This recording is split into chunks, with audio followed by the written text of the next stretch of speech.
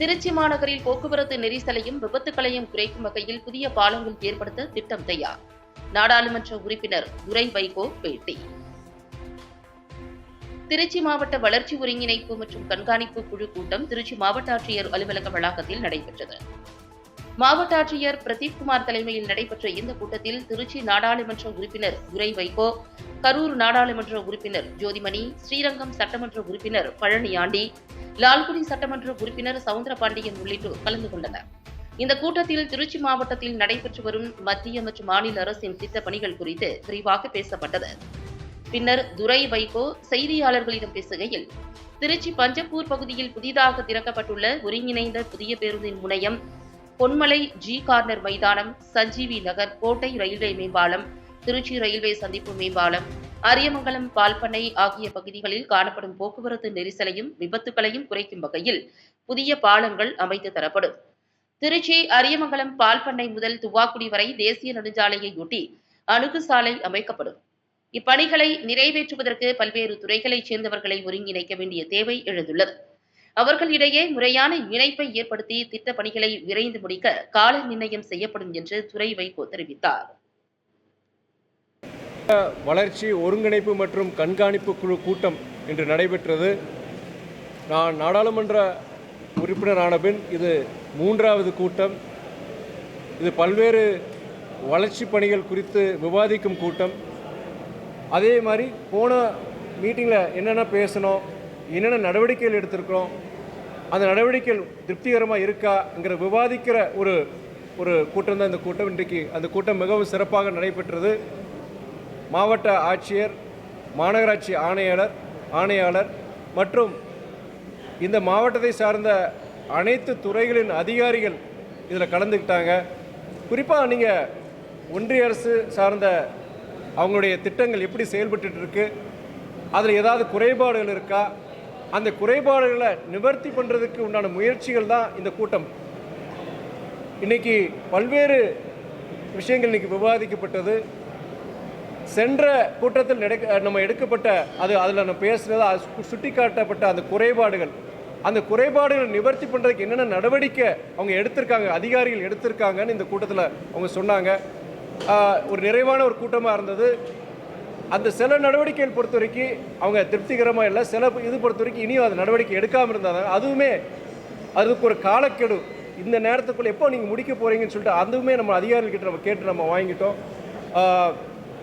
குறிப்பாக நம்ம என்னை பொறுத்த வரைக்கும் நான் சில விஷயங்கள் இந்த கூட்டத்தில் பேசியிருந்தேன். நான் இன்றைக்கி இந்த கூட்டத்தில் சாலை பாதுகாப்பு பற்றி நம்ம பேசியிருந்தோம். நம்ம சாலை பாதுகாப்பு பற்றி பேசும்போது காவல்துறை அதிகாரிகள் அவங்களுடைய தரப்பு வாதங்களை வச்சுருந்தாங்க, பல விஷயங்கள் பேசியிருந்தோம். அதில் குறிப்பாக நமக்கு விபத்து பகுதிகள், நம்ம திருச்சி இந்த மாநகராட்சி இந்த மாவட்டத்தில் இருக்க முக்கியமான விபத்து பகுதியில் எதனால் அந்த விபத்துகள் நடக்குது, அதற்குண்டான என்னென்ன அந்த விபத்தில் தவிர்க்கிறதுக்கு உண்டான என்னென்ன முயற்சிகள் எடுக்கணும்னு சொல்லி பேசியிருந்தோம். நம்ம ஜி கார்னர் பொறுத்த வரைக்கும் ஏற்கனவே உங்களுக்கு சொல்லியிருக்கிறேன் நான். அதுக்கு தேசிய நெடுஞ்சாலைத்துறை, ரயில்வே துறை, ஏன்னா ரயில்வே துறை தான் அந்த நிலத்தை அவங்களுக்கு கொடுக்கணும். அதுக்குண்டான கிட்டத்தட்ட அந்த பணிகள் முதற்கட்ட பணிகள் நடைபெற்று இருக்கு. அவங்க தேசிய நெடுஞ்சாலைத்துறையை பொறுத்தவரை அதுக்குண்டான டிபிஆரை தயார் பண்ணுறதுக்குண்டான முயற்சியில் இறங்கியிருக்கிறாங்க. ஸோ அது ஜி கார்னர் பகுதியாக இருக்கட்டும். அடுத்து சஞ்சீவி நகர், அதே மாதிரி சஞ்சீவி நகர், கொள்ளிடம் ஒய் ஜங்ஷன், இதுவுமே சென்னை திருச்சி அந்த தேசிய நெடுஞ்சாலை தான் அமைஞ்சிருக்கு. இங்கேயுமே நிறைய விபத்துகள் நடந்துட்டு இருக்கு. கிட்டத்தட்ட 14-15 வருஷம் இதுவுமே ஜி கார்னர் மாதிரி இதுவுமே நிறைவேற்றப்படாத வருது. அதுவுமே பொறுத்த வரைக்கும் கடந்த கால சில மாதங்களில் பொறுத்த வரைக்கும் நம்ம நெடுஞ்சாலைத்துறை அதிகாரிகிட்ட பேசி கள ஆய்வு செஞ்சதுக்கப்புறம் இந்த சஞ்சீவி நகரில் வர்ற அந்த வெஹிக்குலர் அண்டர்பாஸ் வாகன சுரங்கப்பாதை, ஒய் ஜங்ஷனில் அதேமாதிரி வர வேண்டிய அந்த வாகன சுரங்கப்பாதை, இதுவுமே பொறுத்த வரைக்கும் கிட்டத்தட்ட அவங்க ஓகே பண்ணிட்டாங்க. அடுத்த கட்ட நடவடிக்கைகள் அவங்க இறங்கியிருக்கிறாங்க. அதுவுமே இன்றைக்கி சொல்லியிருந்தோம். நம்ம இது தவிர பொறுத்த வரைக்கும் இன்றைக்கி பஞ்சப்பூர் பஸ் ஸ்டாண்ட் பொறுத்த வரைக்கும் உங்களுக்கு வந்திருக்கு. தமிழ்நாட்டிலேயே இன்றைக்கி மிக சிறந்த ஒரு ஒரு பஸ் ஸ்டாண்ட் நம்ம உருவாக்கியிருக்கிறாங்க. நம்ம மாண்புமிகு அமைச்சர் மற்றும் இங்கே இருக்கிற நம்முடைய மாநகராட்சி ஆணையர் அவர்கள் மற்றும் மற்ற அதிகாரிகளுடைய கடுமையான முயற்சியில் இன்றைக்கி அது நிறைவு பெற்றிருக்கு. ஆனால் இனி வர காலங்களை பொறுத்த வரைக்கும் அந்த இடம் பொறுத்த வரைக்கும் ரொம்ப போக்குவரத்து நெரிசல் உருவாக்கக்கூடிய சூழ்நிலையில் பொறுத்த வரைக்கும் என்னென்ன அடுத்த கட்ட நடவடிக்கை நம்ம என்ன எடுத்துருக்கோம், அதுக்கு இன்றைக்கி நம்ம மாநகராட்சி நம்ம மாவட்ட ஆட்சியர் அதுக்குண்டான விளக்கத்தை கொடுத்துருந்தாரு. கிட்டத்தட்ட 3 கிலோமீட்டர் தொலைவுக்கு ஒரு எலிவேட்டட் ஹைவே மாதிரி அந்த இடத்துல வரப்போகுது. ஸோ இதெல்லாம் அடுத்து வர என்னென்ன பிரச்சனைகள் அதெல்லாம் முன்கூட்டியே ஆராய்ந்து நம்முடைய மாவட்ட ஆட்சியரும் சரி மாநகராட்சி ஆணையாளரும் சரி அதுக்குண்டான அறிவிப்புகள் இன்றைக்கி சொல்லியிருந்தாங்க. இன்னொன்று என்ன, நேற்று பொறுத்த வரைக்கும் நம்ம ஒரு கள ஆய்வுக்கு போயிருந்தேன். குறிப்பாக வந்து நம்முடைய அந்த பால்பனை ஜங்ஷன் உங்களுக்கு எல்லாருக்கும் தெரியும், அடிக்கடி டிராஃபிக் ஜாம் ஆகிற ஒரு பகுதி. அது நம்ம எப்படி கடந்த சில வருடங்களுக்கு முன்பு டிவிஎஸ் அந்த டோல் ஜங்ஷன் பொறுத்த வரைக்கும் இதே மாதிரி தான் இருந்தது. அதுக்கப்புறம் சாலை விரிவுபடுத்துறதுக்கப்புறம் இன்றைக்கி அந்த பிரச்சனை குறைஞ்சிருக்கு. அதே மாதிரி பால்பனை ஜங்ஷன்லையும் நீங்கள் தயவு செய்து பொறுத்த வரைக்கும் அந்த சாலையை அந்த பகுதியில் அகலப்படுத்துறதுக்கு உண்டான அந்த முயற்சியை துரிதப்படுத்துங்கன்னு சொல்லியிருக்கேன். ஏன்னா இந்த சர்வீஸ் ரோட் பிரச்சனையில் அதுவும் வந்துடும். அப்படி இருந்தாலுமே இது முதற்கட்டமாக அந்த பால்பனை ஜங்ஷனில் பொறுத்த வரைக்கும் அங்கே ஒரு கல்வர்ஸ் வருது, பாலம், சின்ன ஒரு பாலம் மாதிரி வருது. அதை முதல்ல அகலப்படுத்திட்டு அந்த நம்ம திருச்சியிலேருந்து தஞ்சாவூருக்கு நம்ம ரைட் சைடில் கட் பண்ணும்போது அங்கேயும் பார்த்தீங்கன்னா அரசு நிலம் தான் இருக்குது. ஸோ அதை பயன்படுத்திட்டு இந்த ஜங்ஷன் ஏரியா கொஞ்சம் அந்த அகலப்படுத்தி பண்ணிட்டீங்கன்னா அது நம்ம முதல் கட்டமாக செய்யணும்னு சொல்லி நான் பரிந்துரை கொடுத்துருக்கிறேன் நான். அதே மாதிரி நம்ம திருவெரும்பூர் பஸ் ஸ்டாண்ட் பொறுத்த வரைக்கும் நம்ம ஒரு வருஷத்துக்கு முன்னாடியே அது அறிவிக்கப்பட்டது. திருவெரும்பூருக்குன்னு ஸ்பெஷலாக ஒரு பஸ் ஸ்டாண்ட், தனியாக ஒரு பஸ் ஸ்டாண்ட் சொல்லி அறிவிக்கப்பட்டிருந்தது. அந்த இடமே அதை அறிவிச்சிருந்தாங்க. அதுக்கு வந்து ஒரு கிட்டத்தட்ட எந்தவித முயற்சி இல்லாதனால அதையும் இந்த மீட்டிங்கில் டிஸ்கஸ் பண்ணோம். அது ஒரு டாக்குமெண்டேஷன் இஷ்யூ தான். அது கண்டிப்பாக இதே மாநகராட்சி ஆணையர் அவர் வாக்குறுதி கொடுத்துருக்கிறாரு.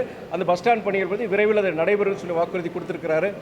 திருவெரும்பூர் ரயில் நிலையத்துக்கு பொறுத்த வரைக்கும் என்னன்னா, உங்களுக்கு அப்ரோச் ரோடு இருக்கிற அப்ரோச் ரோடு பார்த்தீங்கன்னா அது ரொம்ப ஒரு குறுகலான பாதை, பல்வேறு பிரச்சனைகள் இருக்குது. அதனால் மாற்றுப்பாதை அங்கே திருவெரும்பூர் பஸ் நிலையத்திலேருந்து நேரடியாக இன்னொரு பாதை இருக்குது.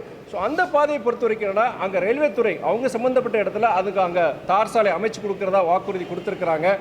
இவங்க நம்முடைய மாநகராட்சி ஆணையர்கிட்ட ஒரு வேண்டுகோள் விடுத்து நான் அந்த பகுதியில் பொறுத்த வரைக்கும் அந்த அரசு நிலங்கள், அரசு அலுவலகங்கள் இருக்கிறதுனால நீங்கள் ஒரு 10 அடி மாதிரி நீங்கள் கொடுத்தீங்கன்னா அந்த திருவள்ளுவர் பஸ் ஸ்டாண்ட்லேருந்து நீங்கள் டைரெக்டாக வந்து ஸ்டேஷன் போகிற அந்த பாதை பற்றி நல்ல விரிசலான ஒரு அகலமான பாதையை கொடுத்து ஒரு பெர்மனன்ட் சொல்யூஷன் இதுக்கு வந்துடும் சொல்லிட்டு அவர் கண்டிப்பாக பரிசீலனை பண்ணுறதா அவர் சொல்லியிருக்கிறாரு.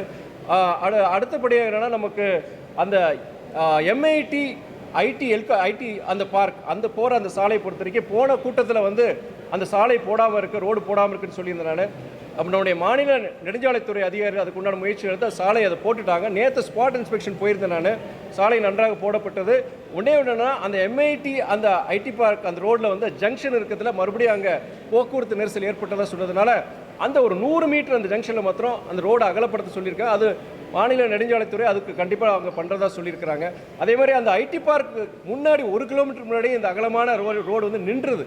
ஸோ அங்கேயுமே ஒரு விபத்து பகுதியாக இருக்குன்னு சொன்னதுனால அதுவுமே யூனியன் சம்மந்தப்பட்ட அது அரசு நிலம் தான் இருக்கிற மாதிரி சொல்கிறாங்க. நானும் பார்த்தேன். ஸோ அதுவுமே நம்மளுடைய மாநகராட்சி ஆணையர் நம்மளுடைய இங்கே இருக்க அதிகாரிகளுக்கு சொல்லியிருந்தாங்கன்னா அந்த 1 கிலோமீட்டர் ஐடி பார்க் வரைக்குமே இந்த விரிவான பாதை போகணும், போனால் தான் அந்த முழுமையை நம்ம அதை பயன்படுத்தலாம் அப்படிங்கிற ஒரு வேண்டுகோளை நான் விடுத்திருந்தேன் நான். ஸோ இது மாதிரி பல்வேறு நம்முடைய திருச்சி மாநகராட்சியாக இருக்கட்டும், இல்லாட்டி திருச்சி மாவட்டத்துக்கு சம்மந்தப்பட்ட பல்வேறு பிரச்சனைகள், வேளாண் துறை சம்மந்தமான பிரச்சனைகளாக இருக்கட்டும், இல்லை நீங்கள் தொழில்துறை சம்மந்தமான பிரச்சனைகளாக இருக்கட்டும், பல்வேறு பிரச்சனைகள் இன்றைக்கி விவாதிக்கப்பட்டது. மிகவும் ஒரு பயனுள்ள ஒரு கூட்டமாக இன்றைக்கி அமைந்தது. இதுக்கு சம்மந்தப்பட்ட இதுக்கு இந்த முயற்சிகளுக்கு எல்லாம் உதவிட்ட நம்முடைய அதிகாரிகள் அனைவருக்கும் என்னுடைய நன்றியை நான் இந்த நேரத்தில் நான் தெரிவித்துக் கொள்கிறேன்.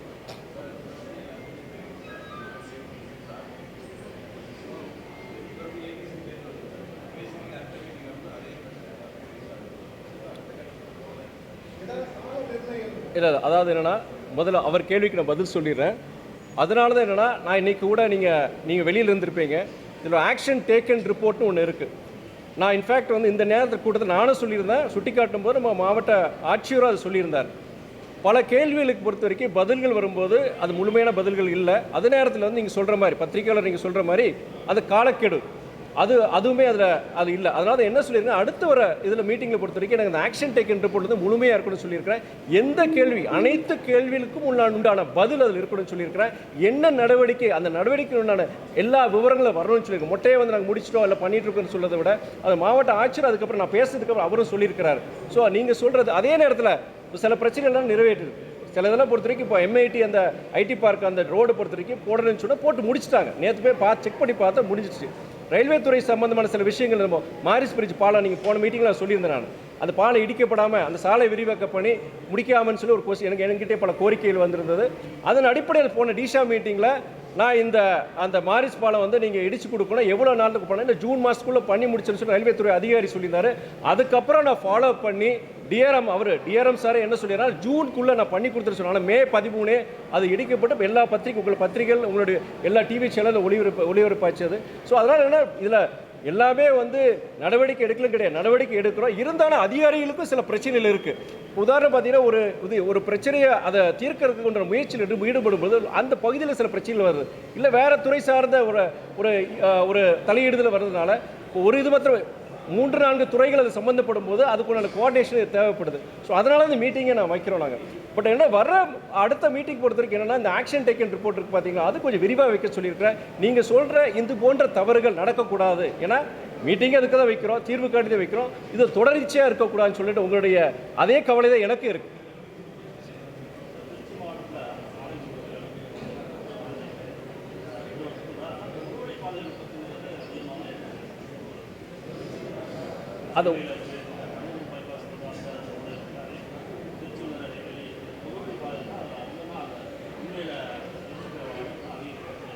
அது முக்கியமான கேள்வி பத்திரிகையாளர் நீங்கள் கேட்ட கேள்வி.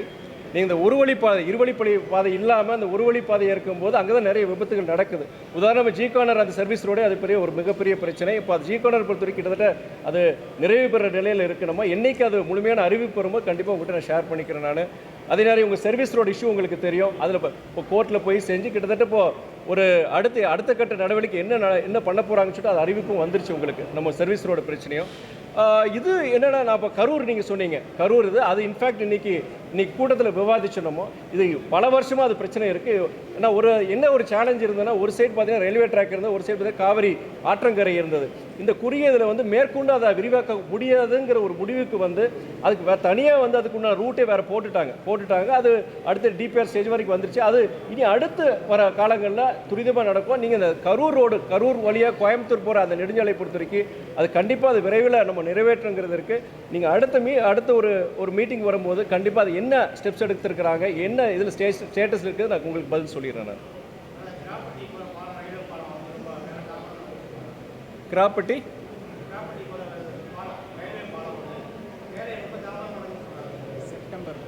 செப்டம்பரில் முடிச்சிருக்காங்கன்னு சொல்லியிருக்கேன், அறிவிப்பு கொடுத்துருக்காங்க. இன்னைக்கு நான் கண்டிப்பாக ஃபாலோ பண்ணிக்கிறேன்.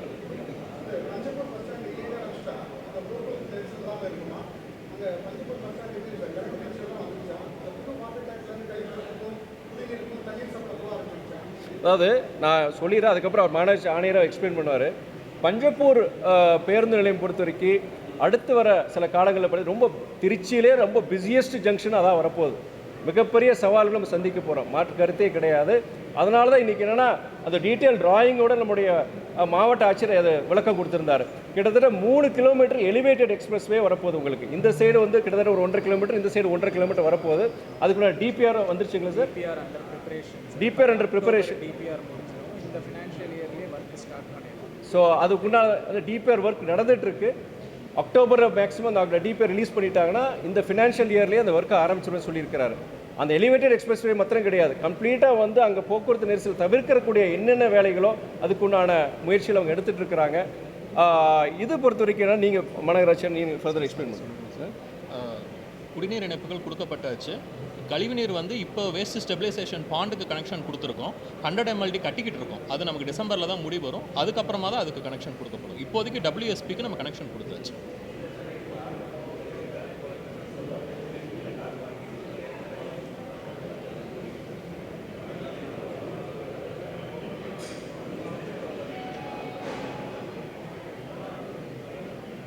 போய் சத்தமாக சொல்லுங்கள், கேட்கல, சரியாக கேட்கல.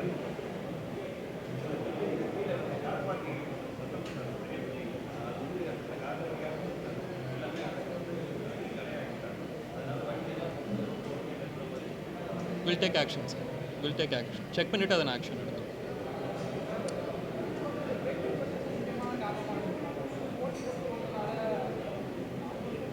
அதாவது இன்னைக்கு ரோட் சேஃப்டி சாலை பாதுகாப்பு சம்மந்தமான கிட்டத்தட்ட 2 மணி நேரம் இன்றைக்கி ரொம்ப நீட்டு. இப்போ போன தடவை கூட இன்றைக்கி 2 மணி நேரம் பேசுகிறோம். எதனால் விபத்து நடக்கிறதுனால ட்ரங்க் அண்ட் டிரைவிங் ஒன்று, சில இதில் பொறுத்த வரைக்கும் என்னென்னா அங்கே அந்த மீடியன்ஸ் வந்து எடுத்துடுறாங்க. மீடியன் நேஷனல் ஹைவேஸ் போட்டிருக்கிறாங்க. ஆனால் அந்த மீடியன் லோக்கலில் இருக்கிற வியாபாரிகள் மற்றவங்க போய் அதை எடுத்து விட்டுறாங்க. அதை எடுத்துகிட்ட போது நீங்கள் அந்த மேக்ஸிமம் இதில் இறப்பு பார்த்தீங்கன்னா பெடஸ்ட்ரியன்ஸ் தான். அந்த சாலையை கடக்கிறவங்க தான் நிறைய பேர் இறக்குறாங்க. ஸோ அந்த விஷயமும் பொறுத்த வரைக்கும் என்னென்னா நம்ம நிறைய இதில் இன்றைக்கி விவாதிச்சிருக்கிறோம். நீங்கள் சொல்கிற அந்த ப்ரைவேட் பஸ்ஸஸ் நீங்கள் ஒவ்வொருத்தருக்கு போட்டி போட்டுக்கிட்டு இது திருச்சியில் மாத்திரம் கிடையாது, தமிழ்நாடு பல இடங்களில் நான் பார்க்குறேன். நான் ரொம்ப ஆபத்தாக அவங்க ஓட்டுறாங்க. நீங்கள் இன்ஃபேக்ட் அஸ் பத்திரிக்கையாளர் எந்த ரூட்டில் நீங்கள் சொன்னீங்கன்னா டெஃபினட்டாக நான் காவல்துறை அதிகாரிகிட்ட பேசுகிறேன். நான் இன்ஃபேக்ட் மீட்டிங் முடிஞ்ச பிறகு எந்த ரூட்டில் அது ஜாஸ்தியாக இருக்குன்னு சொல்லுங்கள், நான் சர்வேலன்ஸ் மாதிரி பண்ண சொல்கிறேன். சர்வேலன்ஸ் ஸ்பாட் ஃபைனு இல்லாட்டி அந்த பஸ்ஸை வந்து இது பண்ண ஆக்ஷன் எடுக்க கண்டிப்பாக நான் பண்ண வைக்கிறேன். நான் இன்ஃபேக்ட் நான் காவல்துறை அதிகாரிகிட்ட நீங்கள் பேசும்போது என்ன சொன்னேன்னா, இன்றைக்கி அந்த கடந்த 2 வருடங்கள் நிறைய சட்டங்கள் கொண்டு வந்திருக்காங்க. ட்ரங்க் அண்ட் டிரைவிங்காக இருக்கட்டும், ரேஷ் டிரைவிங்காக இருக்கட்டும், இல்லை சிக்னல் ஜம்ப் பண்ணுறதா இருக்கட்டும், கடுமையான சட்டங்கள் பெனால்ட்டிஸாக இருக்கட்டும், இல்லை இன்ஃபேக்ட் லைசன்ஸே கேன்சல் 2 தடவை பண்ண லைசன்ஸே கேன்சல் பண்ணுற மாதிரிலாம் கொண்டு வந்திருக்காங்க. எனக்கு என்னென்னா இந்த ஃபைன்ஸ் இதெல்லாம் வந்து இனியும் எனக்கு அதிகப்படுத்தணும்னு சொல்கிறேன். ஃபைன்ஸ் அதிகப்படுத்துங்கிறது நடவடிக்கைகள். உதாரணம் இந்த தடவை வந்து 500 பேரை புக் பண்ணியிருக்காங்கன்னா அடுத்த வர மீட்டிங் உள்ள எனக்கு அது 700 800 இன்க்ரீஸ் பண்ணுங்கள். ஏன்னா எவ்வளோ தூரம் நீங்கள் அதுக்கு உண்டான அழுத்தம் கொடுக்குறீங்களோ அது அப்போ தான் பயம் வரும். ஏன்னா என்னதான் நீங்கள் அவேர்னஸ் கிரியேட் பண்ணாலும் மக்கள் பொறுத்த வரைக்கும் ஒத்துழைப்புங்கிறது நிறைய இடங்களில் கிடையாது. அதனால் வந்து இந்த சட்டத்திட்டங்களை வச்சுட்டு நீங்கள் இனியும் கொஞ்சம் இது பண்ணீங்கன்னா இந்த விபத்துகள் குறைக்கலாம், எஸ்பெஷலி ட்ரங்க் அண்ட் டிரைவிங்.